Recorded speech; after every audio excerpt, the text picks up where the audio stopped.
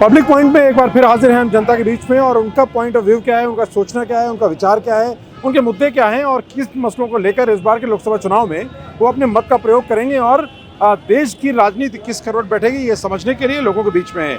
आप देखें, ये रोज़ की जद्दोजहद है, लोग अपने काम के लिए निकलते हैं और अलग अलग जनपदों की यात्रा करते हैं। और आप देखें, अभी हमें अवध बस स्टेशन के पास में ये गोमती नगर और फैज़ाबाद रोड का इलाका है, जहाँ से बहुत बड़ी तादाद में लोग हर दिन अलग अलग जनपदों की यात्रा करते हैं, रोज़गार के लिए, अपने काम के लिए, अपने पेशे के लिए।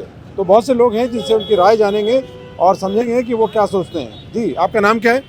अभिषेक। अभिषेक जी, इस बार लोकसभा चुनाव को लेकर युवाओं में क्या विचार चल रहा है, उनका मत क्या है, कौन से मुद्दे हैं लेकर जिनको आधार पर वो वोट करेंगे? मुद्दे तो वही जो पिछले 15 साल से जो गवर्नमेंट का 10 साल से जो कंपैरिजन करते हैं, क्या क्या काम हुआ है उसके। हाँ, तो क्या कंपैरिजन जनता कर पा रही है? नहीं, सेंट्रल गवर्नमेंट का तो मेजर काम होता है आपको इंफ्रास्ट्रक्चर देना, और जो बाकी जो लॉ एंड ऑर्डर है, ये सब चीज़ें जो होती हैं वो ये स्टेट गवर्नमेंट के अंडर में होती आप संतुष्ट हैं उससे? है। हाँ, पूरी तरह संतुष्ट। क्या नहीं कर पाए हैं और क्या किया जाना है? देखो, एक्चुअली मैं 2010 से बाहर से जॉब कर रहा हूँ, तो मैंने अब कांग्रेस गवर्नमेंट भी देखी है 4 साल, पिछले 10 साल से बीजेपी की भी गवर्नमेंट देखी है। तो मैं मतलब यूपी का, लेकिन मैंने पंजाब में भी जॉब किया है, कर्नाटका में भी जॉब किया है, करंटली राजस्थान में जॉब कर रहा हूँ। तो ऐसा कुछ मतलब वो नहीं कह सकते कि पहले उस टाइम पे क्या इलेक्ट्रिसिटी की इशू था, ये था, जनरल मतलब इंफ्रास्ट्रक्चर में रोड नहीं थी। आज की डेट में आपको कहीं पे भी जाना है, फेस्टिवल सीजन में तो सब जगह भीड़ होती है, लेकिन आपको रोड इंफ्रास्ट्रक्चर सब कुछ बेस्ट है, मिल रहा है। तो मतलब एक तरह से आप कहेंगे कि सरकार ने जो दावा है वो कुछ हद तक सही है? कुछ हद तक नहीं है, मतलब 80% तक सही है। 80%। 20% तो थोड़ा बहुत तो सब जगह वो लोग, अब कोई गवर्नमेंट काम कर रही है तो कुछ अपना भी, अब जो लोग बोलते हैं कि अपने बंदों को देती है, तो कोई भी जॉब करता है, आप भी रिश्तेदारी में कुछ काम करवाना चाहते हो तो पहले फ़ोन लगाते हैं अपने रिलेटिव कोई ना, कि हाँ उस बिजनेस में तो कोई हमें अच्छा काम करके अच्छा देगा, तो वो तो जो भी उसका फेवरेट है लोग उसी को से करेंगे, उसमें तो कोई वो कंपेरिजन की कोई बात ही नहीं है। बिल्कुल। तो ये आपका मत है। आपका नाम क्या है? रमेश यादव। रमेश, क्या करते हैं आप? यही करते हैं, बस पे रहते हैं। बस पे रहते हैं। तो आपका मुद्दा इस बार लोकसभा चुनाव में वोट देने से पहले क्या रहने वाला है, क्या सोच रहे हैं? मुद्दा क्या रहेगा जो है, मुद्दा क्या है जो है? अरे क्यों, जनता का मुद्दा होगा ना, जनता तभी तो चुनेगी। यही जो है, विकास ही नहीं हो रहा है इस सरकार। ये तो कह रहे हैं विकास हुआ है। क्या विकास हुआ है? क्या नहीं हुआ? बेरोजगार, पेपर लीक हो जा रहा है। तो विकास अलग चीज है, बेरोजगारी अलग चीज है। अरे बेरोजगार, पेपर लीक हो जा रहा है, क्या है जो है इस सरकार में? अच्छा, और क्या क्या संकट है? संकट क्या, बहुत संकट है। बताइए बताइए। बेरोजगारी बहुत है। एक तो मुद्दा हुआ आपका, हाँ, और बेरोजगारी है, महंगाई भी बहुत है। महंगाई बढ़ी, और महंगाई भी है। और क्या मुद्दा है? यही है, बिजली की संकट जो है। बिजली तो कह रही सरकार के हर जगह आ रही है। बिजली बहुत महंगी कर दिए हैं। महंगी कर दी है, महंगाई का मार वहाँ भी है। बहुत है महंगाई। और क्या, बहुत ऐसी चीजें हैं जो है। हाँ जी, बताइए। हाँ, मेरा नाम मोहम्मद जकी है। हाँ, जकी साहब बताइए, आपका ख्याल क्या है, आप क्या सोच रहे हैं? हमारा ख्याल ये है कि 5 किलो राशन में क्या होता है आजकल, ये अभी तो बहुत से लोग कह रहे हैं कि ये मुफ्त का राशन जो है सरकार की व्यवस्था को बिगाड़ रहा है। 4 घंटे 20 किलो मिलते, इसमें क्या आप क्या चाहते हैं कि ये मुफ्त और बढ़ा दिया जाए? और राशन बढ़ाइए। अरे तो मुफ्त बढ़ाएंगे तो पैसा कहाँ से लाएंगे? विकास होगा लड़कों का, और पढ़ाई का इंतजाम कीजिए। अब ये कह रहे हैं कि मुफ्त चाहिए। मुफ्त नहीं चाहिए, राशन से बढ़ेगा, पढ़ाई होगा। रोजगार भी नहीं, हम लोगों के पास देखिए, साड़ी बेच रहा हूँ। हाँ, तो ये तो कारोबार हुआ। ये तो कारोबार क्या हुआ? साड़ी बेचना तो कारोबार हुआ। नौकरी नहीं मिल रही। अरे सबको नौकरी तो मिल ही नहीं सकती, अगर सब नौकरी पे आएंगे तो सरकार कहाँ चलेगी? सबको तो रोजगार करना ही पड़ेगा। आप काम कर रहे हैं ना भाई, बदलाव चाहिए। क्या सरकार से बदलाव चाहिए हमको। तो सरकार बदल के लानी है, तो किसकी सरकार लाएंगे? जी, गठबंधन सरकार आनी चाहिए। गठबंधन की ऐसी कौन सी नीति है जो आपके लिए लाभकारी है? कांग्रेस। कांग्रेस अकेले कहाँ से आएगी गठबंधन में? सब मिलके लड़ रहे हैं। वो ठीक है, तो क्या किया है ऐसा है, कौन सा मुद्दा है जो आपको अच्छा लग रहा है, या सिर्फ मन है बदल देने का? मुद्दा ये है कि सफाई हो रही है बस लखनऊ के अंदर। अच्छा, जी हाँ, क्या सफाई? सफाई अभियान हो रहा है, और जो ठेले वाले लगाए हैं उनको नहीं लगाने दिया जा रहा है। नहीं, तो जहाँ परिवहन को दिक्कत होगी वहाँ तो हटाना पड़ेगा ना। जहाँ वेंडिंग जोन जहाँ बने वहाँ जाना पड़ेगा ना। जी, जहाँ कारोबार की जगह बनाई गई है वहाँ जाना होगा ना। ऐसी कोई कारोबार की जगह गवर्नमेंट बनाए कि जहाँ हम लोग अपना, बनाए गए हैं वेंडिंग जोन, जानकारी का अभाव रहता है। ऐसा नहीं है, यहाँ नहीं बनाए। गोमती नगर में बहुत सारे वेंडिंग जोन बने नहीं है। अच्छा, मतलब जानकारी में गड़बड़ है, अभी सरकार उतना प्रचार नहीं कर रही है ना, एक कमी है। केवल अपना वो वोट लेने के चक्कर में है सरकार। वो तो चुनाव में सब वोट लेंगे ही। वोट ले लॉलीपॉप देंगे और लॉलीपॉप देंगे। अच्छा ये बताइए, लॉलीपॉप में लोग फंस क्यों जाते हैं? फंस क्या जाते हैं, ये जब तक बैलेट पेपर से चुनाव, जब तक ईवीएम से होगा तब तक तो ऐसे ही रहेगा। ये कैसे समझ में आया? अगर चुनाव होगा तो सरकार भाजपा की नहीं बनेगी। तो जब कांग्रेस की बनती तभी ईवीएम से होता था? नहीं, ईवीएम तो नहीं होता था पहले। अरे पंजाब में आम आदमी पार्टी बनी तभी नहीं EVM सर, से बैलेट हुआ। पेपर से चुनाव करवाइए चुनाव, तो उससे फर्क पड़ जाएगा। जब तक ईवीएम से रहेगा। ईवीएम तो कांग्रेस ही लाई थी। नहीं, ईवीएम नहीं, बैलेट पेपर से होता था। अरे आपका क्या सोचना है? मेरा नाम रोहित सिंह है, जी, मैं प्रॉपर अयोध्या से रहने वाला हूँ। मैं तो हमेशा चाहता हूँ कि योगी हमेशा सरकार में रहे। हमेशा सरकार में रहे। हमेशा। कारण बताइए। कारण ये है कि महंगाई तो सब सरकार में आनी है, सीधा हिसाब है। हमें जो क्राइम ब्रांच जो क्राइम होता था ये रोका हुआ है, बाकी बलात्कार से ये सब हुआ। हम तो कहते हैं कि योगी हमेशा आए, योगी मोदी हमेशा रहेगा और किसी कहने से कुछ नहीं होता। जो करे लॉलीपॉप दे रहे हैं, क्यों लेते हो लॉलीपॉप, क्यों खाते हो? देश का नमक खा रहे हो, देश के लिए तुम करते हो, ऐसे कर रहे हो। नहीं लेते हैं, हम्म। कुछ नहीं लेते। लेना पड़ेगा। क्या ले रहे हैं? आने वाले समय में फिर योगी रहेगा, मोदी रहेगा, 15 साल 20 साल 25 साल 30 साल तक योगी मोदी रहेगा। कोई बात नहीं, अपना मत रखना है। आप क्या सोचते हैं? ये लोग अलग अलग मत रखते हैं, आपका एक विचार क्या है कि क्या काम ठीक हो रहा है, क्या नहीं हो रहा? लगेगा हर हर मोदी घर घर मोदी, यही हो रहेगा। रहा है, कोई काम बेकार नहीं हो रहा है। Definitely सब लगना अपने- चाहिए, अपने हर हर मोदी घर घर मोदी। एक एक करके हाँ। जिसने भी जो काम किया है सब अच्छा काम किया है, अपने अपने हिसाब से सब अच्छा करते हैं। लेकिन एक लेकिन है ना, जो अभी सरकार प्रेजेंट में है वो अच्छा काम कर रही है। अच्छा ऐसे देखिए, कोई भी जो अच्छा काम, अच्छे व्यक्ति में भी कुछ कमियां होती हैं और किसी में कमी होती है उसमें भी कुछ अच्छाई होती है। नहीं, आपका क्या सोचना है कि कौन कौन से अच्छे काम किए, कौन कौन से काम चूके हैं? सर आप राम मंदिर देख लीजिए, सब काम अच्छे कर रहे हैं और हर व्यक्ति में कमी है और अच्छाई सब में है। कुछ कमियां भी हैं, तो देखिए अगर 99% अच्छाई है और 1% अगर कमी है तो आदमी अगर देखता है जनता क्या चाहती है तो उस हिसाब से वो अपना सुधार करता है। ये जरूरी थोड़ी है कि उसको तुरंत बदल दोगे तो इसे कैसे काम अच्छा, करेगा? एक बड़ा मुद्दा है अभी जो दावे हो रहे हैं एनडीए सरकार की तरफ से आ रहे हैं, उसमें ये कहा जा रहा है कि अब 2047 तक भाजपा रहेगी, एनडीए रहेगी। तो अभी विपक्षी दलों का आरोप है कि संवैधानिक संस्थाओं को कमजोर किया जा रहा है। इस आरोप में कितनी सच्चाई लगती है आपको? नहीं, इसमें कुछ नहीं है। कुछ नहीं नहीं, बिल्कुल नहीं है। जी। क्यों? क्योंकि देखिए जब अच्छा आप काम करेंगे, विकास करेंगे तो उसमें तो कुछ न कुछ रोड़ा लटकाने वाले रहेंगे। वो दुनिया में सब जगह है, ऐसा ही नहीं है कि हिंदुस्तान में ही, सारी दुनिया में है। विपक्षी पार्टियां तो यही कहती हैं कि भाई ये बहुत खराब काम कर रहे हैं। वो सत्ता में आती हैं तो वो कहती हैं मैं अच्छा काम कर रहा हूँ, मुझे वोट दीजिए। सबके अपने अपने दावे, सबके लेकिन जनता को अपनी अकल लगानी। हाँ, जनता को जो है जो सही है उसको चुनना है बस। हाँ जी, क्या कहते हैं?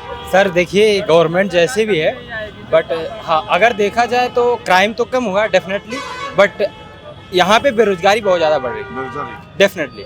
एजुकेशन पॉलिसी बहुत वीक है इसकी, एजुकेशन पे एकदम बहुत ही निकम्मी सरकार है। लेकिन सरकार कह रही है कि हमने नई एजुकेशन पॉलिसी लाई है और कहने से करने से बहुत अंतर निपुण भारत अभियान चला रहे हैं। Definitely, मैं अटल- जान सकता हूँ बेरोजगारी बहुत है, यूथ जो है बेरोजगार हो ही रहा है दिन पे दिन, और इनकी जनसंख्या भी बहुत ज़्यादा बढ़ रही है बेरोजगारों की। यूथ कोई वैकेंसी नहीं आ रही है, जितनी पब्लिक है यानी यूथ है उस रेशियो में वैकेंसी ही नहीं है और ना आ भी रही है। इसलिए अगर देखा जाए तो बेरोजगारी बढ़ रही है। हाँ, ये डाइवर्ट कर रही है गवर्नमेंट सिर्फ धार्मिक चीज़ों को लेके, और दूसरे राशन कुछ ऐसे। तो इलिटरेसी इतनी ज़्यादा है, लोगों को जो है घुमाया जा रहा है, तो लोगों को समझ में आ रहा है सब कुछ यही है, धर्म है, खाना पीना जो मिल रहा है, लोगों उन्हीं में सिमट गए हैं, उनका ब्रॉड माइंड हो ही नहीं रहा है। लेकिन यूथ जो चीज़ों को समझ रहा है बेसिकली है क्या, हो क्या रहा है, ठीक है। तो यही है कि बेरोजगारी बढ़ने का यही कारण वैकेंसी नहीं। क्या करते हैं आप? हम मेडिकल स्टूडेंट हैं, करंटली अभी BHMS कर रहा हूँ, कहाँ से? National homeopathic medical college Lucknow में। हाँ हाँ तो लखनऊ। आप G20 के जो आयोजन हुआ उसमें हिस्सा बने थे? G20 हम बहुत पॉलिटिक्स से नहीं, G20 में यूथ 20 हर जगह आयोजन हुए हैं, हर इंस्टीट्यूशन में। इतना टाइम नहीं रहता है। टाइम नहीं है। नहीं। अच्छा ये बताइए, अभी पैथियों को लेकर बड़ी लड़ाई चल रही है, homeopathy versus Ayurveda versus allopath. ऐसा कुछ नहीं है, सबका अलग अलग क्राइटेरिया है, अलग अलग दायरे हैं सब। लेकिन अभी सरकार ने ये किया कि आयुष में इन दोनों पैथियों को ज़्यादा बढ़ावा मिले, क्योंकि ये स्वास्थ्य को लाभ पहुंचाती है, नुकसान नहीं पहुंचाती। हाँ डेफिनेटली, आयुष मंत्रालय ने जो है आयुष के यानी जो भी पैथी है आयुष में उन सब के लिए काम कर रही है, ऐसा नहीं है। बट हाँ देखा जाए भी बहुत से ऐसे सेक्टर्स हैं जहाँ वैकेंसी नहीं आ रही और बेरोजगारी ओवरऑल देखा जाए तो बढ़ रही है। चिकित्सा के क्षेत्र में तो बहुत ज़रूरत है, हाँ, तो ये सेक्टर में काफ़ी सहयोग हो सकता है। डेफिनेटली जितनी पब्लिक है उस हिसाब से डॉक्टर्स के रेशियो बहुत ज़्यादा कम है और वैकेंसी भी देखा जाए तो आयुष में कम ही आती है। क्या लगता है कि होम्योपैथी और आयुर्वेद को बढ़ाने के लिए सरकार क्या पॉलिसी बनाए जिससे कि लोग ज़्यादा रुझान बने? इनके मेडिकल कॉलेज नहीं खुल रहे हैं, मेडिकल कॉलेज खुलना चाहिए, इनमें फैसिलिटी और फैकल्टी देना चाहिए और जो है जो मॉडर्न टेक्नोलॉजी उनको इन्वॉल्व करना चाहिए इन पैथी में, तो जो है बेटर होगा और ट्रीटमेंट भी अच्छा हो सकेगा। ट्रीटमेंट अच्छा होगा और लोगों को इसकी ज़रूरत भी है। जी, आपका क्या कहना है? जी, अगर मेडिकल कॉलेज जैसे भैया ने कहा कि खुलना चाहिए, अगर आप 5 सालों में देखें यूपी में तो जितना भी लोकल लेवल पे जो छोटे छोटे हॉस्पिटल थे उनको कन्वर्ट किया मेडिकल कॉलेज में, बड़ी बड़ी बिल्डिंगें बनाई गई है। अगर मैं जौनपुर में देखा, मैंने मिर्ज़ापुर में देखा है। हाँ बिल्कुल, ये पॉलिसी के तहत है। ये है पॉलिसी के तहत है, ये काम हुआ है इसमें।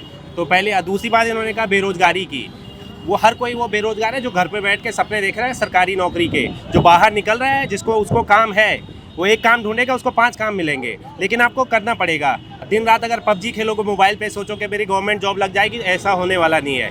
इसके वैसे आपकी बात और इनकी बात दोनों को मिला दिया जाए तो ये भी एक बड़ा तबका है कि जो अपनी स्किल्स को अपग्रेड करने की जगह मोबाइल में उलझा है, ये भी बात सही है। लेकिन ये बात भी सही है जो स्किल्ड लोग हैं वो भी वैकेंसीज का वेट कर रहे हैं, बहुत मेहनत कर रहे हैं, वो भी बात सही है, तो खारिज नहीं किया जा सकता। नहीं, मैं खारिज नहीं कर रहा हूँ। जो स्किल्ड, आपने 2 बातें की, स्किल्ड लोग हैं वैकेंसी का वेट कर रहे हैं, 2 चीज़ें इसमें। एक तो जो कॉलेज से पास आउट हो रहा हो हर लड़का स्किल्ड नहीं है, ठीक है, उसने बीए किया, उसको पता ही नहीं कि आपके कोर्स में कौन सी बुक्स है, आपने बीए ऑनर्स किया है, बीए इकोनॉमिक्स से किया है, आपने जॉब किस में जाना है, पहले वो खुद ही कंफर्म नहीं कर पा रहे हैं। 5-6 साल वो तैयारी में लगा दे रहा है, फिर कह रहा मैं बेरोजगार हूँ। तो ये भी एक मुद्दा है। बहुत ज़रूरी बात कह रहे हैं आप, और बहुत कम लोग इस बात को समझ रहे हैं। वो सोच रहे हैं डिग्री हाथ में इसलिए काम मिलेगा। नाम क्या आपका? मेरा नाम अनुज बिस्ट है। अनुज बिस्ट, क्या करते हैं आप? मैं जॉब करता हूँ प्राइवेट सेक्टर में। प्राइवेट सेक्टर में जॉब करते हैं। पढ़ाई क्या की आपने? मैंने बीबीए किया है, international business. BBA international business में। तो अब ये बताइए, जैसे भारत के संबंध दुनिया के तमाम देशों से बढ़ रहे हैं, तो इंटरनेशनल बिजनेस में जो बीबीए या एमबीए करने वाले हैं उनके लिए संभावनाएं बढ़ रही हैं? बहुत संभावनाएं बढ़ रही हैं। उन्हीं के लिए नहीं, बहुत सारे यूथ्स हैं जो आईटी से करते हैं, सीएस से करते हैं, बीटेक वगैरह, 2-3 साल का एक्सपीरियंस इंडिया में लेके बाहर फॉरेन शिफ्ट हो रहे हैं। तो कहीं ना कहीं जो भारत की फॉरेन रिजर्व है वो बढ़ रहा है। ठीक है, ये सबको दिखता है, लोगों को दिख रहा है। यहाँ G20 हुआ, सबको दिखा। जो आंखें बंद कर देंगे उनको नहीं दिखेगा। ठीक है, डेवलपमेंट की बात करें अगर, बहुत से लोग सिर्फ किसी के पक्ष में होने के कारण बहुत से तथ्यों को दरकिनार करते हैं, चाहे किसी भी दल का हो। लेकिन जो सही प्रयास, जो लोकतांत्रिक व्यवस्था में को मजबूत करने वाले, संवैधानिक ढांचे को मजबूत करने वाले, देश को मजबूत करने वाले प्रयास हैं, वो सभी को करने हैं। क्योंकि कोई एक पक्ष करे उसी से काम बन जाए, ऐसा नहीं होने वाला। तो आपका ये कहना ठीक है। अभी युवाओं को आप क्या कहेंगे, क्योंकि आपके हम उम्र लोग बहुत से प्रयास कर रहे हैं, उनको आप क्या कहेंगे? क्योंकि बहुत सी स्कीम्स हैं, लेकिन उस स्कीम्स में बहुत से लोग आवेदन नहीं कर पाते, जानकारी नहीं हो पाती। अब युवाओं को एक ही मैसेज देना चाहेंगे, आप पढ़ तो लेते हैं, आप ग्रेजुएशन करें, लेकिन आप क्या पढ़ रहे हैं पहले उसको खुद कंफर्म करिए। बहुत सारे गवर्नमेंट की स्कीम्स है जो कि डेवलपमेंट के लिए होते हैं, स्किल डेवलपमेंट के लिए हैं। बहुत लोगों को वो भी नहीं पता है। बहुत सारी ऐसी संस्थाएं आपकी कम्युनिकेशन पे काम करती हैं, आपको ट्रेनिंग देती हैं कि कैसे आपको इंटरव्यू अटेंड करना है, लोगों को वो भी नहीं पता है अभी। तो खुद पे काम करिए। आजकल तो ऑनलाइन हर चीज़ आपको मिल जाती है। बिल्कुल, और सरकार ने एक स्वयं पोर्टल भी शुरू किया है जिसमें लोग बिना पैसा खर्च किए पढ़ाई कर सकते हैं और उसमें भी जा सकते हैं। तो आपका ये कहना काफ़ी हद तक सही है। लेकिन भारत ऐसा देश है जहाँ पर कोई भी तथ्य अपने आप में पूर्ण नहीं होता। जो भी बात आप कहेंगे उसमें कोई ना कोई तथ्य छूट जरूर जाता है। आपको क्या लगता है, यूथ के लिए सरकार ने स्किल डेवलपमेंट मिशन चलाया, कहाँ चूक हो रही है कि इतने बड़े पैमाने पर लोगों को सिस्टम से कैसे जोड़ा जाए ताकि वो सिर्फ नौकरी पर निर्भर न रहें और अपने रोजगार या अपने उद्यम, अपने कामकाज से जुड़ सकें? अभी बहुत सारी ऐसी चीज़ें हैं जो लोगों को पता नहीं चलती। जैसे गांव में आप ले लीजिए, गांव में ऐसी चीज़ें हैं कि जो शहर में जल्दी लोगों को पता चल जाती है, लेकिन गांव में बहुत देर हो जाती है। तब तक वो स्कीम शायद ख़त्म हो जाती है, या वो स्कीम अपग्रेड हो गई तो हुआ, लोग नहीं पहुंच पाए। बहुत सारी चीज़ें अभी कृषि में ही ले लीजिए, बहुत सारी चीज़ें ऐसी हैं जो किसानों को पता ही नहीं चलती है। सरकार देती है, ऐसी बात नहीं है, लेकिन अब उसको पता ही नहीं तो बेचारा वो करेगा कहाँ से। तो ये सब चीज़ें हैं जो करना चाहिए सरकार को, और थोड़ा ध्यान देना चाहिए। गांव में जाके जो है थोड़ा सा ये सब चीज़ों को बताना चाहिए। जैसे गांव में जो लड़के पढ़ते हैं उनको कुछ चीज़ें वहाँ तक नहीं पहुँचती हैं। शहर में बड़े बड़े स्कूल हैं, उनको जल्दी पता चल जाती है। उनकी संस्था बड़ी होती है तो उनके पास अपग्रेड करने का तरीका भी अलग अलग। ये तो बहुत ज़रूरी बात आपने कही है। सरकार कोई भी हो, लेकिन ग्रामीण क्षेत्र उपेक्षित रह जाते हैं। योजनाएं भी बनती हैं, उनका प्रचार प्रसार भी होता है, लेकिन बड़े पैमाने पर जो इतनी बड़ी तादाद में गांव है वहां तक उनकी पहुंच बढ़ाने के लिए जो इनिशिएटिव्स होनी चाहिए, पहल होनी चाहिए, वो कम होती है, उसका लाभ कम मिल पाता। आप कहाँ से आए हैं? हम वो बॉम्बे से आए हैं। बॉम्बे से आए हैं, क्या करते हैं वहाँ पे? वहाँ पे अभी मतलब कुछ नहीं, यहाँ से मतलब गांव से हम BSc मतलब कॉलेज में है। करके गए थे? कहाँ के रहने वाले हैं? हम हरैया के रहने वाले हैं। हरैया के? हाँ। तो हरैया से बॉम्बे की योजना किसने बताई, क्यों जाना चाहिए मुंबई? अगर मतलब हम मतलब बॉम्बे जाएंगे नहीं तो अपने घर का मतलब कोई भी नहीं तो बॉम्बे के लिए कोई कार्य योजना बनाई होगी ना आपने, कुछ समझ बनाई होगी, हरैया में किसी ने गाइड किया होगा, घूमने गए थे तो पढ़ाई कर तो आपको क्या लगता है कि मुंबई में जो विकास हुआ है वैसा विकास लखनऊ में हो रहा है अब? हाँ हो रहा है। हाँ। क्या आपको देखने में लगता है? यहाँ पे मतलब बहुत ज्यादा विकास देखने को मिल रहा है। सब नाम क्या है आपका? अमन पाठक। आगे क्या बनना चाहते हैं? हम अभी आगे तो इंजीनियरिंग लाइन इंजीनियरिंग। तो इतनी बड़ी तादाद में लाखों इंजीनियर्स को जॉब नहीं मिल पा रही है, सब संकट में है, तो इंजीनियरिंग चुनने का कारण? अब इंजीनियरिंग छोड़ने का कारण सब मतलब कोई सरकारी वैसे में वो ही नहीं जाता, अपनी तरफ से वो करना चाहिए। अब पढ़ाई लिखाई में लेके बहुत ज़्यादा मैथ का तो बहुत ज़्यादा वो रहता है।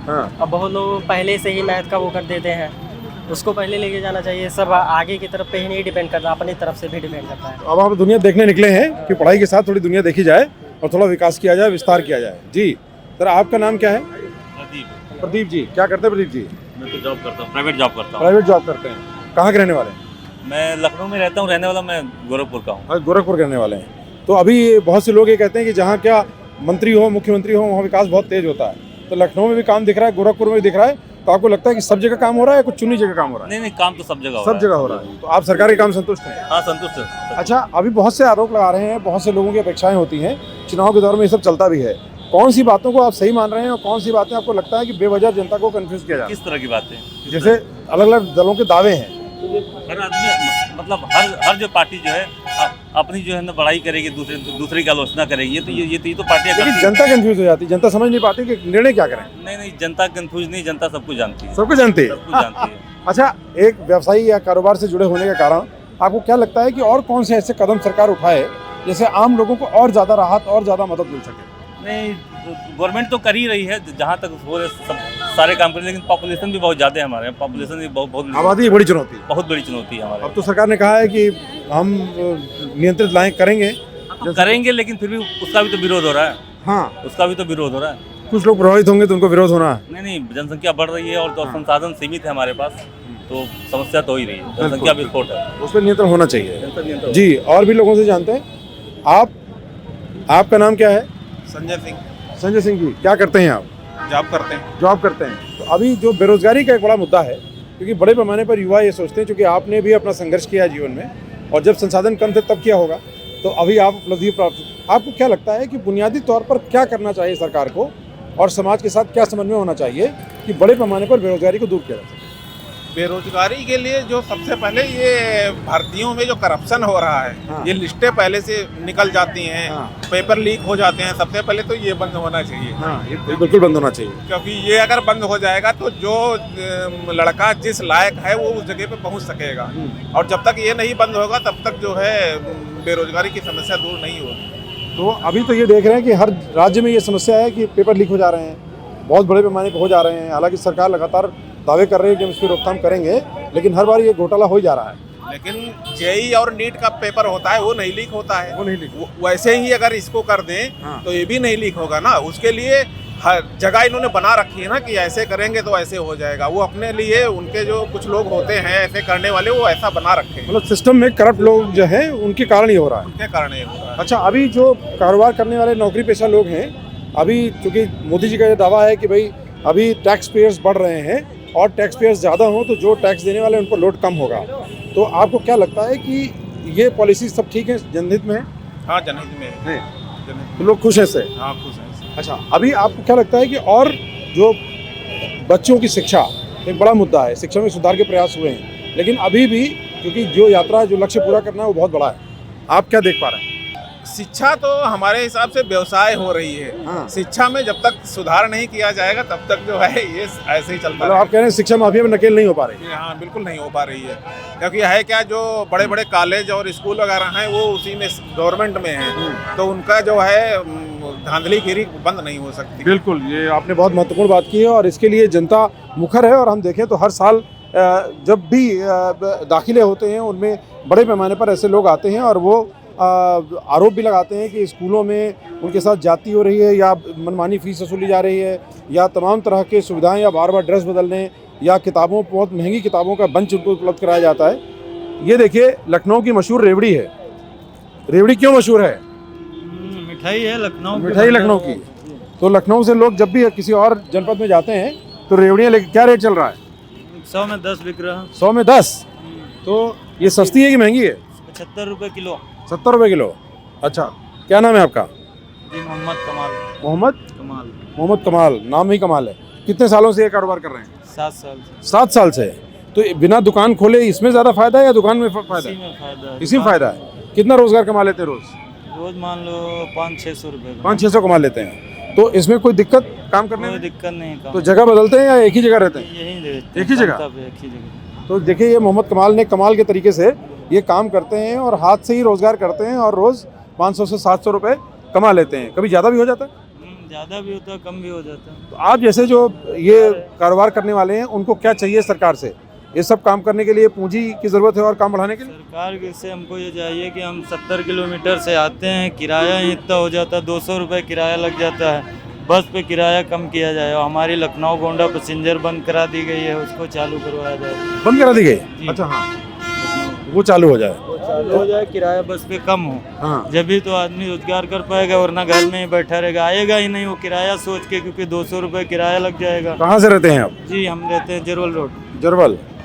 तो वहाँ से रोज आते हैं? डेली अप डाउन करते हैं। बहुत लोग हमारे जैसे आते हैं, कम से कम हजारों लोग आते हैं। हाँ किराया पे सबसे ज़्यादा ध्यान किया जाए कि किराया कम किया जाए बस। हाँ। तो ऐसा क्यों चुना कि अब तो अगर 200 रुपये रोज़ आप खर्च करते हैं तो तकरीबन 6000 के आसपास तो आपको महीने का खाली किराया हो जा रहा है। तो आप लखनऊ में रह के ये काम क्यों नहीं करते? लखनऊ में रहने से उतना वैसे भी पड़ जाएगा। लखनऊ में भी रहेंगे जब भी उतना ही पड़ेगा। आने जाने का समय? आने जाने में हमारा समय लगता है, लेकिन फिर परिवार में मुलाकात तो भी हो जाती है, परिवार में मिल जाते हैं। ऐसे भी बहुत से लोग हैं जो रोज़गार के लिए अपने जनपदों से आते हैं, लखनऊ या कानपुर या और दूसरे बड़े शहरों को जाते हैं और वहाँ रोज़गार करते हैं, काम करते हैं। तो उनको बड़ी चुनौतियों का सामना करना पड़ता है। जी जी, आप भी कुछ कहेंगे? कहाँ के रहने वाले हैं? लखनऊ के। तो आप क्या करते हैं? हम वो बेचते हैं, माल आल बेचते हैं। माल क्या बेचते हैं? Pant shirt. तो कितने सालों से कारोबार कर रहे हैं? अरे करीब 12-13 साल हो गए। इसका कोई प्रशिक्षण लिया था, अपने आप शुरू कर दिया? अपने आप शुरू कर दिया। तो इस काम में पूरा रोजी निकल आती है अच्छे से? नहीं, ये है 200-300 रुपये बच जाते हैं। 200-300। तो अभी जो आप क्या लगता है कि आप जैसे कारोबार करने वाले, क्योंकि उनको भी कुछ चुनौतियों का सामना करना पड़ता होगा, तो किस तरह की चुनौतियां हैं और क्या सहयोग सरकार दे सकती है? इस समय जो है डाउन चल रहा है, बस ये है कि रोजी रोटी कमाने में लाले हो रहे। तो डाउन क्यों चल रहा है? पब्लिक का पैसा ही नहीं रहता तो लोगों को पैसा नहीं। कोविड के बाद बहुत ठंडाई है। ठंडा जी। आपका नाम क्या है? सुभाष। ये तो नेताजी सुभाष चंद्र बोस के नाम से लग रहा है। नाम पढ़ा होगा आपका? लखीमपुर खीरी का रहने लखीमपुर वाले। खीरी। तो लखीमपुर खीरी में कुछ विकास दिख रहा है? बहुत बढ़िया हैं? क्या विकास दिख रहा है? सब रोड नाली जो भी कुछ है हमारे इधर विकास बहुत बढ़िया है। हाँ। तो सबसे आखिरी जिला पड़ता है, बहुत दिक्कतें होती है वहाँ पर, लोगों को पहले सुनवाई नहीं होती थी। पहले नहीं होता था। हाँ, अब फर्क आया है। अरे बहुत बहुत फर्क। तो आपको क्या लगता है कि ये सरकार दोबारा आनी चाहिए? हाँ, आनी चाहिए दोबारा। हाँ। तो आपके यहाँ तो गन्ना का काम बहुत होता है? गन्ना, खेती, गेहूँ, धान सब होता है। तो आपके लखीमपुर के विकास में ऐसा कौन सा काम है जो अभी सरकार ध्यान नहीं दे पा रही? ऐसा कोई काम नहीं है जो ध्यान न दे, सभी काम नंबर 1 पर चल रहे हैं। नंबर 1 पे चल रहे हैं। अच्छा, चलिए। तो आपके यहाँ मतलब पक्ष में है हवा? हमारे सांसद टेनी महाराज हैं। हाँ, वो तो बड़े परेशानी में आ गए हैं। वो परेशानी, गृह राज्य मंत्री होने के बावजूद भी किसानों के साथ उनका विवाद और उनके बेटे का प्रकरण उनके लिए तो बड़ा मुसीबत बना। सुलझ गया मामला, वो सुलझ गया, लेकिन विपक्षी दल तो सुलझने नहीं दे रहे। अरे वो भौंकने वाले भौंकते रहते हैं। अरे अब ऐसा बोल रहे हैं। तो लोकतंत्र में क्या है कि हवा है, जनता का मूड बनता है, जनता को अगर लाभ दिखता है तो जनता उसके पक्ष में खड़ी होती है। इनका कहना है लखीमपुर के रहने वाले, इनका काम वहाँ पर बहुत हो रहा है। हमारे सांसद विधायक सब हमारे फूल वाले हैं। अच्छा, फूल वाले। अच्छा, तो इस बार उनको वोट जाएगा। आपके बच्चे कहाँ पढ़ते हैं? हमारे बच्चे सब पढ़ लिख के अपने अपने काम पे लग गए हैं। तो आप संतुष्ट हैं? ठीक है। तो चलिए, ये सुभाष जी की बात हमने सुनी, लखीमपुर से आते हैं। बाबा कहाँ से आ रहे हैं? कोटवा धाम से। तो संत कब बने थे आप? 2006 से। तो संतुष्ट हैं? संतों को खुशी है सरकार के कामकाज से? एक नंबर। अच्छा, कुछ ऐसा काम जो संत जब बैठ के चर्चा करते हो तो उनको लगता हो कि कुछ ऐसा काम करे सरकार और अच्छा होगा, ऐसा कुछ कमी? बहुत सुंदर है। बहुत सुंदर। तो सुंदर क्या है? कैसे सुंदर? सब चीज सुंदर है। हाँ। समाज में आपको कमी क्या दिखती है? क्योंकि एक जो परिव्राजक है, घूमता है, समाज को शिक्षित करता है, समझता है। आपको क्या लगता है समाज में इसमें क्या दोष है जिस समाज को चिंतन करना चाहिए, ठीक करना चाहिए? फिलहाल भाईचारा बढ़ाना चाहिए। लेकिन आरोप तो लग रहा है कि सरकार जो है वो हिंदू मुस्लिम कर रही है। गलत आरोप, गलत आरोप, गलत आरोप। बाबा जी सबको बराबर देखते हैं। चलिए, ये कह रहे हैं बाबा जी सबको बराबर देखते हैं। सरकार की तरफ से तो हालांकि ऑफिशियल प्लेटफॉर्म पे ऐसा नहीं हुआ, लेकिन समर्थक, उत्साही प्रचारक कई बार ऐसे बयान देते हैं जिससे लोगों में ऐसी भावना जाती है। गलत कह रहे हैं लोग। गलत कहते हैं जी, गलत है। तो आप जमीन पर बहुत सुंदर कार्य है। हाँ, अच्छा, जनता से आप क्या कहना चाहते हैं? जनता से यही कहना चाहते हैं, बार बार मोदी सरकार। चलिए, धन्यवाद। जी सर, आप मुस्कुरा रहे हैं। आप अलग अलग सरकारों के कामकाज को देखा है आपने, अभी की सरकार कैसा काम कर रही है और आने वाले लोकसभा चुनाव में लोग कैसे मत करेंगे? इस समय की सरकार बहुत ही अच्छा कार्य कर रही है जी, और मैं समझता हूँ कि देश के हित के लिए जी, भाजपा का आना नितांत आवश्यक है। हाँ, और मोदी के नेतृत्व, मोदी की जो नेतृत्व क्षमता है वो विश्व के किसी भी नेता में नहीं है। ये तो बहुत बड़ी बात कह रहे हैं आप। हाँ, बिल्कुल, इसमें कोई संदेह नहीं। और आपकी भावना से ये लग रहा है कि सोच समझ के बोल रहे हैं। बिल्कुल बिल्कुल, निश्चित रूप से। अगर जनता को ये कारण गिनाना पड़े कि ऐसे कौन से कारण नजर आते हैं कि ये क्षमता आपको उच्च स्तर की दिखती है? देखिए, हमारे विदेशों के जो प्रधानमंत्री मोदी द्वारा जो विदेशों की नीति और विदेशों से जो इन्होंने तारतम्य बनाया है, आज तक जो है हमारे भारत का कोई भी नेता जो है वो नहीं बना सका है।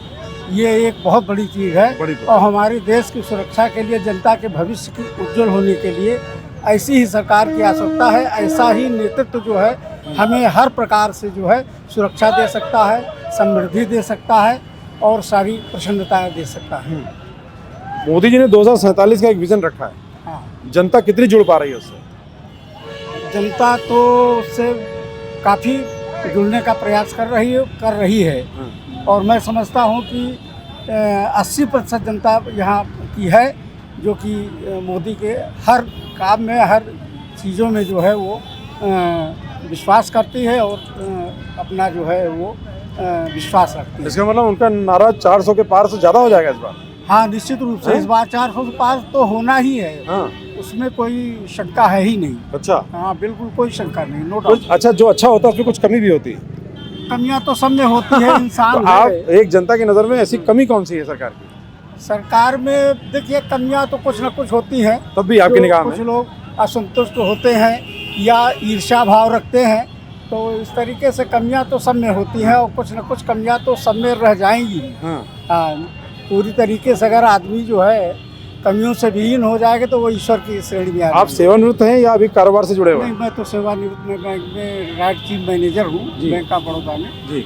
और अब मैं घर पे हूँ। बैंकिंग सेक्टर में अभी रिजर्व बैंक ऑफ इंडिया का जो कार्यक्रम था उसमें मोदी ने कहा कि अभी आने वाले समय में मिलकर बड़ा काम करना है। अर्थव्यवस्था तो बढ़ती हुई दिख रही है जिसकी आशंका जताई जा रही है गिरावट आएगी। तो एक बैंकर होने के नाते आपको आर्थिक मोर्चे पर सरकार के कामकाज और बुनियादी तौर पर जो जनता की ज़रूरत है उसके साथ तालमेल कितना दिख रहा है? बहुत ही अच्छा तालमेल दिख रहा है। जो सरकार की नीतियां हैं हमारे जनता के भविष्य के लिए, जनता के हित के लिए, उनकी ऋण की नीतियां और प्रधानमंत्री जी का जो है समझ लीजिए कि अटल पेंशन योजना, ये सब बहुत सारी चीज़ उनकी योजनाएं हैं जो कि निकट भविष्य के लिए बहुत ही सराहनीय और ऐसा किसी की सूझबूझ रही ही नहीं। तो बैंकों में सुधार दिख रहा है, कामकाज? बिल्कुल, निश्चित रूप से सुधार दिख रहा है। आपके समय में और आपके समय में फर्क आया? हाँ, फर्क आया है। अब उन्होंने अभी तक तो ये था कि बैंकों को उतनी सुविधाएं नहीं दी जा रही थी, स्टाफ की भी समस्या थी, कंप्यूटराइजेशन नहीं था। लेकिन अब सरकार ने जो है सारी बैंकें कंप्यूटराइज हो गई हैं, स्टाफ की कमी भी पूर्ति होती जा रही है। सैलरी का जहाँ तक बात है, सैलरी स्ट्रक्चर भी उन्होंने अच्छा कर दिया है। तो कुल मिलाकर के बैंकिंग क्षेत्र में भी उन्होंने सराहनीय योगदान दिया। नाम क्या आपका? रविशंकर त्रिपाठी जी। तो त्रिपाठी जी, बहुत बहुत धन्यवाद, आपने बड़े विश्लेषण के साथ बात की है। तो मुझे लगता है कि ये जनता के बीच में, सरकार में हो, कोई दल या विपक्ष में हो, उसकी दावे और वादों को अच्छे ढंग से समीक्षा करना, चिंतन करना, मनन करना, मंथन करना ज़रूरी है। क्योंकि मेरिट के आधार पर अगर हम कोई निर्णय करेंगे तो ज़्यादा बेहतर होगा, बजाय कि हम सिर्फ कोरे वादे या दावे या सिर्फ गलत मिथ्या आरोप हों। इससे बचना चाहिए और ये दुर्भाग्य से हमारे संवैधानिक तंत्र में इसकी जगह नहीं है, लेकिन ऐसा बढ़ रहा है। तो ये खतरनाक होगा आने वाले भविष्य के लिए। तो मिलकर लोग विचार करें। आप क्या काम करते हैं? हम तो इंदौर में। इंदौर से आए हैं। तो इंदौर में क्या काम करते हैं? जलेबी हैं? जलेबी इंदौर में जलेबी बनाते हैं? इंदौर में तो बड़ा मिठाई उठाई का बड़ा शौक है लोगों का, तो यहाँ जलेबी का काम कम चला जो इंदौर जाना पड़ा? नहीं, हम वहीं रहते हैं। अच्छा, वहीं रहते हैं। रहने वाले कहाँ के? यहाँ फैजाबाद। फैजाबाद के। तो अब तो बदल रहा है फैजाबाद, अयोध्या हो गई और बहुत बदल रही है। कितने संतुष्ट हैं बदलाव से? हम लोग खुश हैं, हम लोग को कोई दिक्कत नहीं। कोई दिक्कत नहीं। तो जो लोग अपने राज्य से बाहर जाके काम करने के लिए मजबूर हुए थे कभी, क्या लगता है कि वैसे लोगों में अब वापस लौटने का मन बन रहा है? ऐसा नहीं, जहाँ सेट है वहीं तो जो जहाँ जम गया। फिर भी आपको क्या लगता है कि और क्या काम होना चाहिए ठोस, जैसे आपके परिवार में, आपके गांव के लोगों का पलायन कम हो? हम लोग तो समाजवादी के समाजवादी के समर्थक हैं, तो समाजवादी, क्या लगता है कि समाजवादी मुद्दों को समझ रहे हैं सब लोग? देखो अब आने वाले समय में बताएगा। हैं? आने वाले समय में बताएगा। तो ऐसा जनता कैसे किसी के पक्ष में आती है? कुछ चिंतन तो करती होगी। आप लोग क्या सोचते हैं? देखो अभी हम लोग इतना तो पढ़े लिखे हैं। अच्छा, भावना है ये। हाँ। अच्छा, चलिए, ये भी अच्छी बात है। भावना का प्रधान हमारा देश है। आस्था और भावना में बड़े सारे काम होते हैं। बहुत बहुत धन्यवाद जी। आइए और लोगों से बात करते हैं। आप बताइए, क्या काम करते हैं आप? लेबरई करते हैं लेबरई जी। तो मजदूरों को अभी किस तरह की चुनौतियों का सामना करना पड़ रहा है? सर, काम करना पड़ता है सर। काम तो करना ही पड़ेगा, कभी रोजी रोटी के लिए मेहनत मशक्कत तो करनी पड़ेगी। जी सर। क्या चुनौती है और क्या मांग है सरकार से? सर अब क्या बताएं सर, अपना काम तो जो मिलता है वही करते हैं जी। तभी आप लोग जब बैठते होंगे, चर्चा करते होंगे, सोचते होंगे, तो क्या सोचते हैं? सर क्या क्या बताएं, उसमें जो अपना काम रहता है वही करना पड़ता है, जो काम देते हैं वही काम करना पड़ता कहाँ के रहने वाले हैं? है। सिद्धार्थनगर जिला। सिद्धार्थनगर से। तो सिद्धार्थनगर में रोजगार के अवसर कम है? नहीं सर, कम तो मजदूरी का अवसर वहाँ नहीं है? नहीं है। हाँ। करते फिर हैं लखनऊ क्यों आना पड़ता है? सर। जैसे वहाँ कोई काम जल्दी मिलता नहीं है ना। अच्छा, यहाँ ज़्यादा मिल जाता है? यहाँ ज़्यादा मिलता है। महीने में कितने दिन मिल जाता है? महीने में 30 दिन मिलता है। 30 दिन मिल जाता है? जी। बहुत बढ़िया। तब तो ये कारण है, क्योंकि जब अवसर मिलते हैं तो लोग पलायन नहीं करते। सर, आपका नाम क्या है? कपिल कुमार दीक्षित जी। कपिल जी, आपका मुद्दा इस बार लोकसभा चुनाव में क्या रहने वाला है? मेन है राष्ट्रवाद। राष्ट्रवाद जी। तो ये राष्ट्रवाद क्यों जरूरी? राष्ट्रवाद जो है राष्ट्र के लिए जरूरी है, पब्लिक के लिए जरूरी है, विश्व के लिए जरूरी है, शांति के लिए जरूरी है।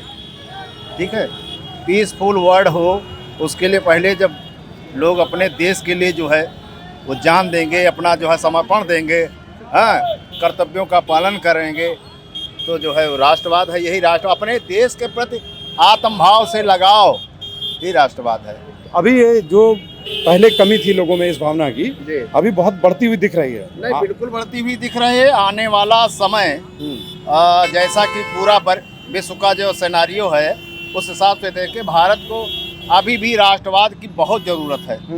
क्योंकि जिस समय आंदोलन चल रहा था, भारत स्वतंत्रता आंदोलन, उस समय राष्ट्रवाद उभरा था। एक राष्ट्रवाद इस समय उभर रहा है। ठीक है, और ये राष्ट्रवाद जो है देश को बहुत ही ताकत और बलवान बनाएगा देश को। ये आप संतुष्ट है कि 2047 तक भारत पूर्ण स्वावलंबी और आत्मनिर्भर और विकसित देश बन सकता है? अगर इसी तरीके से सब कुछ ठीक ठाक चलता रहा, तो कहीं से दो राय नहीं कि भारत विकसित श्रेणी से आगे निकल जाएगा। आगे भी निकल सकता है? जी जी, संभावना है, क्षमता है भारत में? नहीं, क्षमता नहीं, पूरी कैपेसिटी है। भारत के पास जितनी ऊर्जा शक्ति विश्व में किसी की देश के पास नहीं है। I am post graduated in political science. तो राजनीति विज्ञान को तो आप अच्छे समझते हैं? यस। तो भारत की राजनीति को सुधारने के लिए क्या चाहिए? भारत को राजनीति के सुधारने के लिए जो है स्वच्छ छवि के लोग यहाँ पर आए हैं। हाँ। ठीक है, भ्रष्टाचारी, अत्याचारी, कोई भी गलत आदमी चुनाव न लड़ने पाए। तो ये बड़ा आरोप विपक्ष लगा रहा है कि भारतीय जनता पार्टी चाल, चेहरा, चरित्र से अलग बनाने की बात करती थी, सारे भ्रष्टाचारियों को जुटा रही है। इस पे जनता क्या सोच रही है? वो उनका कहीं न कहीं प्रेरणा उनको राष्ट्रवाद से है। हाँ। अगर कोई गलती अपनी सुधार रहा है, हाँ। तो एक अवसर है उनके लिए। अगर मैं गलत था, आज मैं सुधरना चाहता हूं, तो एक अवसर है उसमें। ऐसा कुछ नहीं है। भारतीय जनता पार्टी सिद्धांतों के लिए जानी जाती है। अटल बिहारी वाजपेयी, दीनदयाल उपाध्याय से लेकर, ठीक है, और उन्हीं की ऐसी देन है। आज बीजेपी की सरकार में पूरा देश जो है वो मतलब अंदर से आशीर्वाद ही दे रहा देश को, पार्टी को, जनसंघ को। देखे, समाज में सभी का जो है समरसता, विकास, ठीक है, विकासवाद की भावना अगर ये रहेगी तो वो देश तरक्की करेगा, वो पार्टी तरक्की करेगी।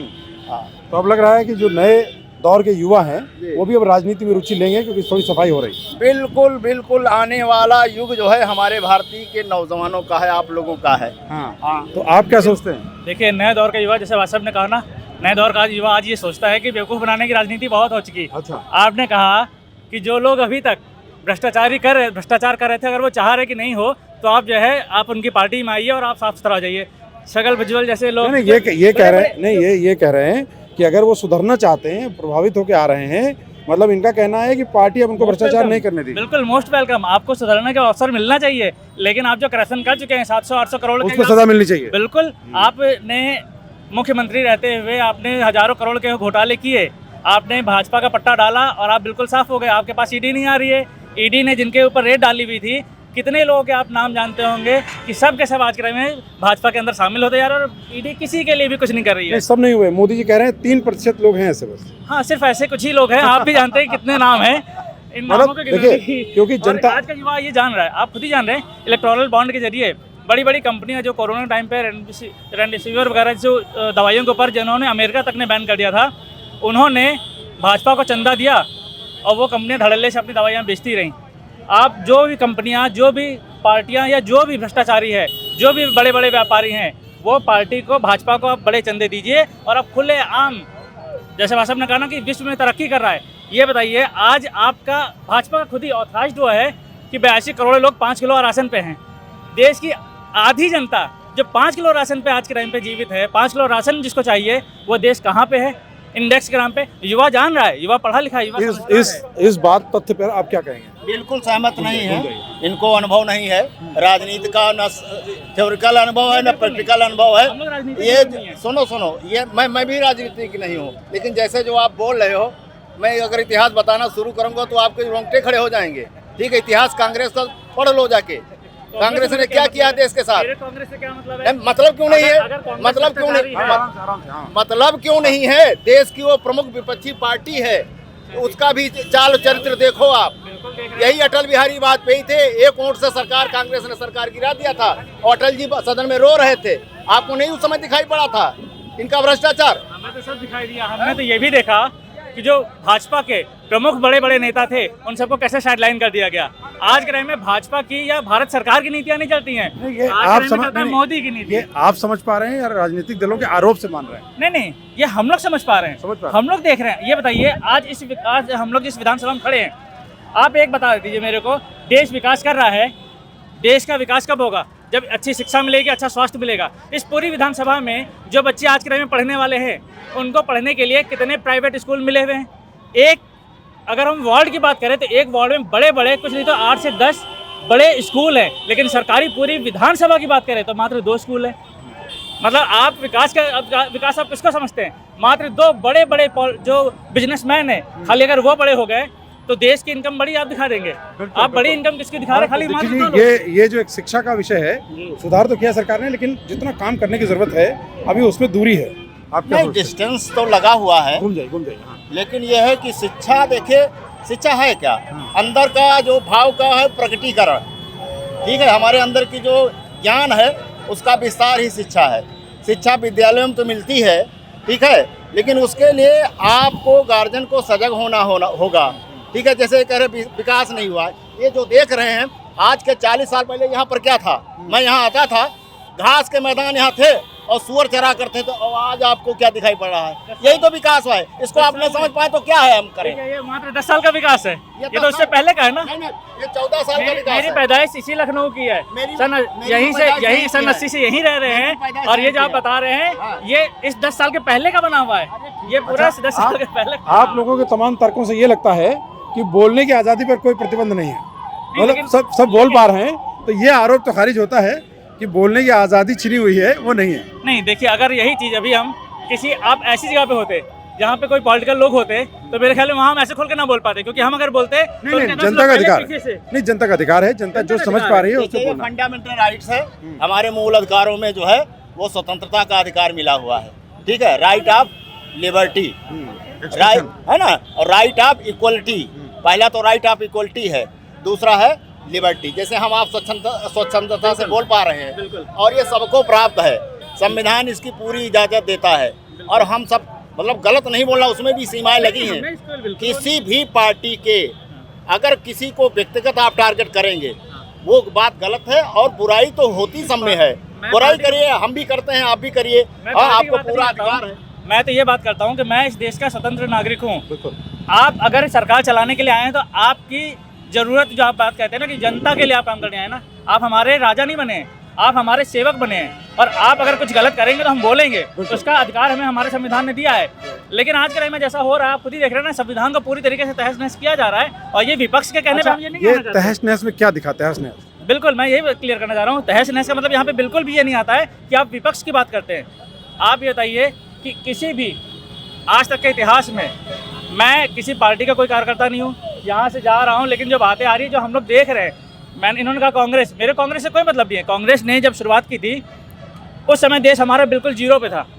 जब जहाज भी रनवे पे दौड़े लगाता है तो सबसे ज़्यादा उसका ईंधन रनवे पे लग जाता है और वो बहुत धीमे चलता है। जब हवा में आ जाता है तब तो वो फिर ऑटो पायलट पे भी उड़ लेता है। तो आज हमारा देश ऑटो पायलट पे चल रहा है ऊपर। आप जरा सा हल्का फुल्का इधर करते हैं, पूरा जहाज मुड़ जाता है। लेकिन जिस समय उड़ाना था, तो आप कांग्रेस की अगर जो बात करते हैं, उस समय देश कहाँ था, आज देश कहाँ है। और अगर आपने जिस समय शुरुआत की, आज भी आप वही 70 साल पुराना राग आज भी अलापेंगे। 10 साल में आपने क्या किया?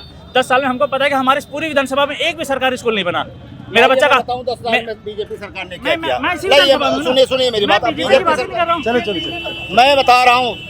आज जो है, आज के 10 साल पहले देश जो असुरक्षित था वो आज नहीं है। इतना शक्तिशाली देश बनाया गया है मोदी जी के द्वारा कि विश्व की कोई ताकत हमारे देश से टकरा नहीं सकती। चाइना कितना अंदर आया हुआ है भारत के? कहीं नहीं आया, कहीं नहीं आया। कहाँ दिखा दो आप, कहीं नहीं आया। झूठ पे देखना चाहिए। झूठ प्रोपेगेंडा फैलाया जा रहा है विपक्षी पार्टियों द्वारा। झूठ। अरे मुझे पता है, डोकलाम की जो बात कर रहे हैं वहाँ कुछ नहीं है। भारत बिल्कुल सीना ताने खड़ा है। ये तो खैर मीडिया के लोग हैं, ये लोग जानते होंगे। फैक्ट्स की बात है। और ये खैर मेरे को आपसे बहस करने की जरूरत नहीं है, तो हर देश जानते हैं। बिल्कुल, आप दोनों को बहुत बहुत साधुवाद कि आपने खुलकर अपनी बातें कही हैं और अपने तर्क रखे हैं और अपने अपने विचार हैं। जी, कुछ कह रहे थे आप? नहीं जी, आपका क्या मत है? क्या नाम है आपका? मैं तो भाई साहब से बात कर रहा था। अच्छा, नहीं बताइए क्या मत है आपका? उन्होंने कहा, मैंने इनसे पूछा कि स्कूल गए हो? बोले नहीं गए। हाँ। तो हमने कहा इलेक्टोरल बॉन्ड के बारे में कुछ जानते हो? हाँ। बोले नहीं जानते। बहुत काम किया उसने। हाँ। तो हमने कहा कोई एक काम गिना दो। हाँ। तो ये मूर्खों की तरह जवाब दे रहे, बहुत किया बहुत किया बहुत किया। हाँ। तो हमने कहा एक बता दो। हाँ। तो बैठ गए। वैसे आप नहीं, कोई बात नहीं। ये तो देखिए, देश में चूंकि अभी बहुत बड़े पैमाने पर अशिक्षित लोग हैं, उनको सही जानकारियां मिलना दुर्भाग्य की बातें नहीं बच पाती। आपका नाम क्या है, क्या सोचते हैं? मेरा नाम डॉक्टर शैलेंद्र शुक्ला है। जी, आप मतलब क्या, किस तरह पैथी के डॉक्टर हैं? ऐसा है कि मैं किसी भी पार्टी से संबंधित नहीं हूँ। पैथी क्या है आपकी? आज तक मैंने उंगली में स्याही नहीं लगवाई है। अरे क्यों नहीं लगवाई? क्यों नहीं? क्योंकि इस भारत पे बात करना बेईमानी है। नहीं, क्यों बेईमानी? देखिए क्या क्या हो रहा है। इलेक्टोरल बॉन्ड के जरिए फ्रॉड किया जा रहा है। कोरोना की दवाई आइवरमेक्टिन जो 132 रुपये की थी, उसमें जब चंदा मिला तो 342 रुपये की होगी। ये सब क्या हो रहा है, आप बताइए। बताइए और क्या मुद्दे आपको दिख रहे हैं? और हमें मुद्दे दिख रहे हैं कि जो तुम्हारी वॉशिंग मशीन में जाएगा वो पाक साफ हो जाएगा। चाहे अशोक चौहान हो, चाहे हेमंत बिश्व शर्मा हो, तो ये सब तुम्हारे पास वॉशिंग मशीन है। बाकी और कह रहे हो कि हमने भ्रष्टाचार में बड़ा काम किया। भ्रष्टाचार पे यही आपने काम किया है। संरक्षण दे रहे हैं? हाँ, संरक्षण दे रहे हैं। मतलब दोहरे स्तर दिख रहे हैं? हाँ, दोहरा क्या, बिल्कुल एक तरफ ही झुके बजा रहे हो आप। आप जितने भी कल्प्रिट थे सबको पार्टी में ले आए और सब बड़े अच्छे हो गए। तो ये सब क्या हो रहा भारत में? आपको कौन दिखता है कि ऐसा कोई राजनीति की जो कहता है वही कर रहा है? देखिए, ऐसा है कि इसमें मीडिया का बहुत बड़ा रोल है, जो आज एक ऐसे व्यक्ति को बैठा रखा है जो 2 कौड़ी का है। नहीं तो मीडिया थोड़ी बिठाती, मीडिया तो माध्यम है। मीडिया विपक्ष के साथ क्यों नहीं है? नहीं, किसी के साथ नहीं होती, जनता के साथ है। विपक्ष आज सब अपनी बात कर रहे हैं। विपक्ष भी आवाज आ रही है, सबके बयान आते हैं। सवाल क्यों पूछते हैं? नहीं, सबके सवाल पूछे जाएंगे। जनता का हाँ, सबसे नहीं, हमसे इंटरव्यू देंगे क्यों नहीं देंगे? नहीं, आपने लिया? हमने दिया ही नहीं। क्यों नहीं दिया? अब ये हम कैसे बताइए, तो वो जवाब देंगे। अपने 10 साल की सरकार में 10 इंटरव्यू दिए थे, इन्होंने एक भी इंटरव्यू दिया? आम चूस के खाते, एएनआई को दिया है अभी। आम चूस के खाते हो, आम काट के खाते हो, आम कैसे खाते हो, बस यही इंटरव्यू हो रहा है इनका। आपको ऐसा कौन नेता दिख रहा है जो वाकई देश की नीतियों के बुनियादी तौर पर समझ रहे? यही नेता दिख रहा है, लेकिन ये कम से कम काम तो करे, किसी 2 व्यक्तियों के लिए तो ना करे। अच्छा भाई, हमने कांग्रेस को क्यों भगाया? ठीक बात, क्योंकि चोर थी। ठीक है ठीक है ना। हमने आपको लाके खड़ा किया क्योंकि आप साहूकार थे। लेकिन जब आप कुर्सी में बैठे तो आपने क्या किया?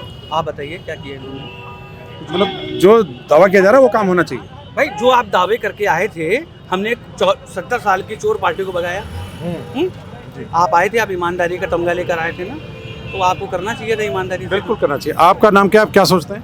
मेरा नाम विवेक कुमार शुक्ला है। मैं एक ई रिक्शा चालक हूँ। ई रिक्शा चला रहे हैं। और पढ़ाई कितनी की? पढ़ाई इंटर फाइनल कर लिए थे। इंटर फाइनल किए थे। तो आपका मुद्दा इस बार वोट देने से पहले क्या रहेगा? बस वही भाजपा को चुना जाएगा और क्या। ये तो कह रहे हैं कि भाजपा के दावे और काम में अंतर है। काम तो बहुत बढ़िया किया है भाजपा ने। कौन सा काम किया है? भाई बहुत कुछ काम कर रहे हैं।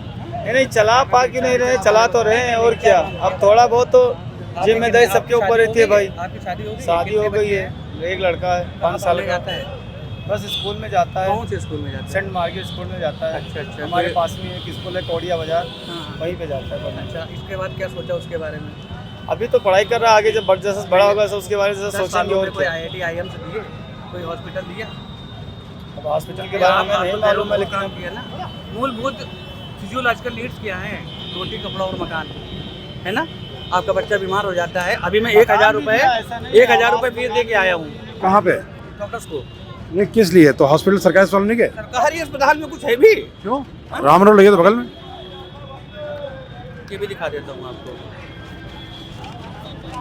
टाइम हो गया था, डॉक्टर का पता ही नहीं था। अच्छा, कोई डॉक्टर ही नहीं आया? अच्छा, ओपीडी में नहीं आया? हाँ। तो आपने इसकी शिकायत की कोई, जो वहाँ का सीएमएस? कोई नहीं था भाई वहाँ पे, देखे ना। ये एक अलग समस्या है क्योंकि बहुत से सरकारी अस्पतालों में मतलब ये सरकार के आप तो कह रहे हो कि हमने तो बहुत कुछ कर डाला, ये क्या है? डॉक्टर नहीं मिल रहे हैं। कहाँ मिला? देखिए ना, पर्ची खाली पड़ी है। पर्ची जब खाली पड़ी थी तो ये 1000 रुपये फीस दे के आया। अब बताइए, ये बता रहे हैं विकास हुआ है 1000 रुपये फीस देने के लिए? बच्चा बीमार पड़ जाएगा, क्या करोगे? क्या करोगे बताओ? जिंदगी भर यही रिक्शा चलाओगे? बच्चे को भी यही थमा दोगे? क्या थमाओगे? कोई ये थोड़ी सोचता है कि अपने बच्चे को यही जो हम करें वही कराएंगे। कोई नहीं सोचता है। आज MBBS कॉलेजेस की संख्या इतनी कम हो गई है, अपने बच्चे को डॉक्टर बनाना चाहोगे तो कहाँ से पैसे लाओगे? हैं 50 करोड़? हाँ, ये है हालत, देख लो, ये हालत है। अब बताइए, आपका नाम क्या है? 1000 रुपये दे के आया हूँ जी। तो अलग अलग नाराजगी भी है जो मुद्दे? नहीं, अलग अलग नाराजगी नहीं, पूरी तरीके से नाराजगी है। पूरी तरीके से? हाँ। और आप लोग जो है ना, सपोर्ट ना करें। नहीं, मीडिया का माध्यम है, सपोर्ट का क्या मतलब? माध्यम तो नहीं, आप ये इस नतीजे में कैसे पहुंचते हैं कि कोई सपोर्ट कर रहा है? जब आपसे बात ऑब्वियसली आ रही। नहीं, ये हम क्यों बोलेंगे? आप बताएंगे ना, जनता देखती है। हमने तो जनता बताया ना आपको। भाई हमें तो दोनों चीज दिखती है। आप कहते हो कि सरकारी अस्पताल बनाए हैं, कहाँ गया डॉक्टर? बताइए। और 1000 रुपये फीस दे करके आ रहा हूँ। ये यदि मैं राम मनोहर लोहिया अस्पताल में इनको डॉक्टर्स नहीं मिले, इन्होंने ओपीडी का पर्चा बनवाया और ओपीडी के पर्चे के बाद भी इनको चिकित्सा के लिए प्राइवेट अस्पताल में जाना पड़ा। ये हैं डॉक्टर शैलेंद्र जी। डॉक्टरी किस पेशे में किया आपने? मेरा PhD है इंग्लिश में। इंग्लिश में। तो अभी कहीं काम कर रहे हैं? हाँ, मैं काम कहाँ पे? संस्थान का नाम नहीं लेना। अच्छा, संस्थान का नाम नहीं लेना चाहेंगे, लेकिन अलग अलग राय है लोगों की। जी, आप बहुत गौर से सुन रहे हैं। आपका मत क्या है? अतुल यादव। जी, अतुल मेरा जी। मत जो है, मैं समाजवादी पार्टी को देना चाहूँगा। अच्छा, कारण? कारण बहुत सारे हैं, एक ही कारण नहीं है। तभी बताएं। जैसे कि मैं खुद ऐसे फार्मा फील्ड से ही हूँ, तो यहाँ पे मैं बहुत सफ़र कर रहा हूँ। Every business man is suffering from them because यहाँ पे इतने GST, हम ऑलरेडी GST पे कर रहे हैं सब में, अप टू 12% MRP के अंदर। पर हम हॉस्पिटल्स को जब देते हैं ना, तो उसके 12% GST ऐड होकर हमको दवा मिलती है। तो वो भी एक हम लोग कुछ पता ही नहीं है कि आपके पास GST नहीं होगा, मेरे पास GST नहीं है, किसी भी लोगों के पास GST नहीं है। आम लोगों के पास क्यों हो गया? क्योंकि हम क्लेम कैसे करेंगे हमारे पास GST नहीं है? तो पर 12% हम फ्री में दे रहे हैं, बल्कि हम लोग जो खरीदने के बाद उसमें देने के बाद GST, उसके बाद अलग से 12% GST दे रहे हैं। तो यहाँ पे किसी को कुछ मतलब ही नहीं है क्या हो रहा है। टैक्सेशन में अभी बहुत सारा काम करने की जरूरत है। बिजनेस पूरा ठप बैठा हुआ है। जो मिडिल क्लास के बिजनेसमैन है उसको पूछिए जाके, किसी भी आप जाएंगे उसका बिजनेस बिल्कुल ठप, सब आदमी परेशान है। बस एक ही मुद्दा है हिंदू मुस्लिम का। अच्छा, वही कर लीजिए, उस पर। लेकिन प्रधानमंत्री कह रहे हैं कि ऐसा कोई भेदभाव नहीं हुआ। उनके कहने से हम हमारे समझने से बहुत अंतर है। वो ऊपर से देखते हैं, हम अंदर से हैं। अच्छा। हम नीचे से हम हैं, ग्राउंड लेवल पे हम लोग हैं। क्योंकि ये विपक्षी ज्यादा आरोप लगा रहे हैं। नहीं, आरोप मैं विपक्ष और पक्ष के विरुद्ध में नहीं हूँ, मैं अपने ऐसे जनता में देखने को मिल रहा है। मैं अपने लिए जीता हूँ, मेरे को खाने को वो नहीं देंगे, खाने को मुझे खुद मिलेगा जब मैं काम करूँगा तब। अच्छा, ऐसा बुनियादी कौन कौन से काम आपको नजर आते हैं कि ये सरकार को करना चाहिए, जो भी सरकार में उसे करना चाहिए और वो जनता के हित में हो, देश को आगे ले जाने के लिए? पहला तो जो इन्होंने रसोई हमारी तोड़ी है, जैसे पहले की इन्होंने सब्सिडी का हमको बोला कि सब्सिडी लोग जनता को पता 400 रुपये का सिलेंडर था तुम लोगों के लिए, और वो आज 1100-1200 मिल रहा है, ब्लैक में जाओगे 1400 में मिल रहा है। हमको 400 में मिल रहा था, हमको सब्सिडी क्यों दे रहे हो? हमको जरूरत ही नहीं है सब्सिडी की। नहीं, सब्सिडी पहले थी तब 400 मिल रहा था। नहीं, सब्सिडी जब 400 में था हम लोग के पास, तब उसके बाद 1100-1200 में अभी हमें प्रेजेंट मिल रहा है। अगर खूब महंगाई बढ़ती, खूब महंगाई आज 600-700 रुपये में होता। नहीं, तब उतनी सब्सिडी मिल रही थी, सरकार सब्सिडी दे रही कुछ नहीं है, आज सब्सिडी उसकी खत्म हो रही नहीं है। वो हमें लॉलीपॉप दी गई, उसमें ऐसी दी गई कि पहले आप 400 को 1100 में लीजिए, आपको वापस पैसा मिलेगा, हमारा ही पैसा हमको वापस मिलेगा, हम उसके लिए फिर इंतजार करें बैठ के। ये तो मतलब जुमला हो गया ना भाई। नहीं, तो वो सरकार का ये कहना है कि सब्सिडीज को घटाया नहीं जाएगा तो खर्चा मिल ही नहीं रहा, तो घटाने की बात ही नहीं खत्म होगी, हम इस बात। अच्छा, एक तो ये मुद्दा हुआ, और क्या मुद्दा? और दूसरा मुद्दा है हमारे पास शिक्षा का। शिक्षा में आज की हित में आप बिहार में देख लीजिए जाके, या मतलब यादव जी आए, उन्होंने कुछ नहीं तो शिक्षा विभाग पे देखा और नौकरियां देने का काम किया, कुछ नहीं किया। वहाँ तो शिक्षा और खराब है, नौकरियां मिली कि नहीं, और जब नौकरी नहीं मिलेगी तो पढ़ाएगा कौन? लेकिन नौकरियां मिल जाने के बाद शिक्षा की गुणवत्ता कैसे सुधरेगी? देखिए, उत्तर प्रदेश में हर विद्यालय में शिक्षक है, लेकिन पढ़ाई नहीं। हर विद्यालय में शिक्षक बहुत कम है। आपको एक आदमी के ऊपर कम से कम आप एक टीचर के ऊपर, कोई शिक्षा का कोई सब्जेक्ट टीचर किसका है कोई पता नहीं, आते ही नहीं। आएंगे कहाँ से? इतना काम लोड है, वो घर पे पर्चे ही भर रहे हैं, कहाँ से आ पाएंगे? मतलब दोनों चीज चाहिए कि शिक्षकों की भर्ती भी हो और निगरानी भी हो, क्वालिटी एजुकेशन। मुद्दे हैं। आपने अभी हमें जाना है कहीं और, हम अभी बता नहीं सकते ज्यादा, होगा। ठीक। एक आर्मी वाला मुद्दा है, लड़कों को जो आर्मी हित के लिए है, उसके लिए बोलना चाहेंगे कि आर्मी वालों को बच्चों के साथ क्यों खिलवाड़ कर दिया आपने? अब लड़का आर्मी जाने के लिए मतलब फॉर्म तो भर रहा है क्योंकि बेरोजगारी इतनी ज़्यादा है, पर उसमें जाने के लिए कोई भी इच्छुक नहीं है। आप अग्निवीर की बात कर रहे हैं। उस एक ही ऐसी चीज़ थी जो हमारे लिए बिल्कुल सेफ और सिक्योर मानी जाती थी, और हमारा आत्मबल और भारत को सुरक्षा देने वाला एक वही था, पर उसको भी इन्होंने ऐसा एडवेंचर में ऐसा डाला है कि वो खराब हो चुका है बिल्कुल। आजकल कोई भी आर्मी और उसमें जाने, पुलिस की भर्ती देखिए क्या हाल है। तो मतलब सब जगह विफलता है, सफलता का कहीं रूप दिख नहीं रहा है, बस एक ही रूप हमारे को विफलता का दिख रहा है, वो मंदिर मुद्दा। और मंदिर में उसमें सफलता, उसके हित में हम भी हैं, पर हमें अपने पेट के लिए भी कुछ चाहिए, वो हमें कहीं नहीं दिख रहा है। धन्यवाद। ठीक है, बहुत बहुत धन्यवाद हमसे बात करने के लिए। अलग अलग लोगों की अलग अलग राय हैं, लेकिन ये सब राय देश के जनता की पॉइंट ऑफ व्यू को, यानी उनके नज़रिए को जानने, समझने और उनको भी उनकी अभिव्यक्ति के लिए अवसर देने के लिए है। और इस अभिव्यक्ति से ये समझ में आ रहा है कि कुछ हिस्से में नाराजगी है तो कुछ हिस्सा खुश है, कुछ प्रबल समर्थक है तो कुछ प्रबल विरोधी भी। लोकसभा चुनाव के लिए पहले चरण का मतदान की प्रक्रिया के बाद देखना होगा रुझान क्या होते हैं और जनता के बीच रायशुमारी और कैसी होती है, क्योंकि यहाँ कोई भी एक जो कदम है वो पूरी बाजी को पलट सकता है और कोई भी दल भारी हो सकता है। देखना होगा कि एनडीए गठबंधन, INDA गठबंधन या फिर निर्दलीयों का बोलबाला होता है, उनके हक में जनता वोट करती है। देखना होगा, गणना बताएगी 4 जून को। लेकिन तब तक हम लेते रहेंगे जनता की राय पब्लिक पॉइंट में। आप सुनते रहिए हमें, देखिए, लाइक कीजिए, शेयर कीजिए और सब्सक्राइब कीजिए। साथ में अगर आप कमेंट देना चाहते हैं तो कमेंट बॉक्स में कमेंट जरूर लिखें, आपकी राय का हमें इंतजार रहेगा। दीजिए अनुमति कैमरामैन अल्तमश रूपक मिश्रा के साथ मुझे राधेश्याम दीक्षित को। फिर मिलेंगे किसी और जगह कुछ और लोगों के साथ और बातचीत, उनकी राय भी लेकर आएंगे।